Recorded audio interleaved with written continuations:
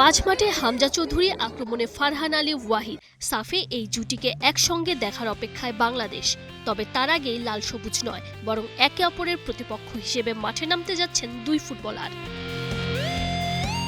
22 September ইংল্যান্ডের king পাওয়ার স্টেডিয়ামে EFL ট্রফির এক ম্যাচে বাংলাদেশ সময় রাত 12টায় মুখোমুখি হবে লেস্টার সিটি আর ফুলহ্যাম অনূর্ধ্ব 21 দল, যেখানে লেস্টারের প্রতিনিধিত্ব করবেন হামজা আর ফুলহ্যামের হয়ে খেলবেন ফারহান।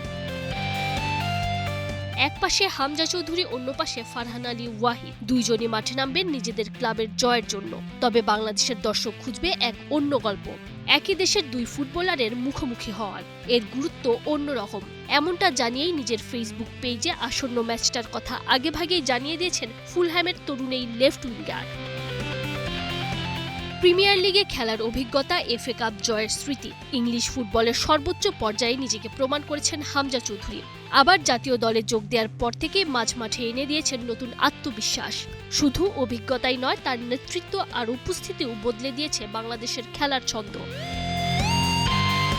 অন্যদিকে ফারহান আলী ওয়াহিদের গল্পটা শুরু হচ্ছে এখনই। ফুলহ্যামের বয়সভিত্তিক দলে নিজের পারফরমেন্স দিয়ে ধীরে ধীরে আলোচনায় উঠে আসছেন তরুণ এই উইঙ্গার।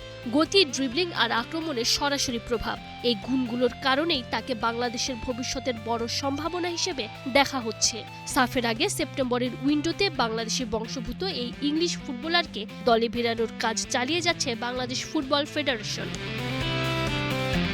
অর্থাৎ কদিন পর যাদের একসঙ্গে দেখা যেতে পারে লাল সবুজের জার্সিতে, তারাই আগে একে অপরের বিপক্ষে খেলবেন। হামজা চাইবেন লেস্টারকে জেতাতে, আর ফারহানের লক্ষ্য থাকবে ফুলহ্যামের জয় এনে দেয়া। তানজিম ওসিম, স্টার প্লে।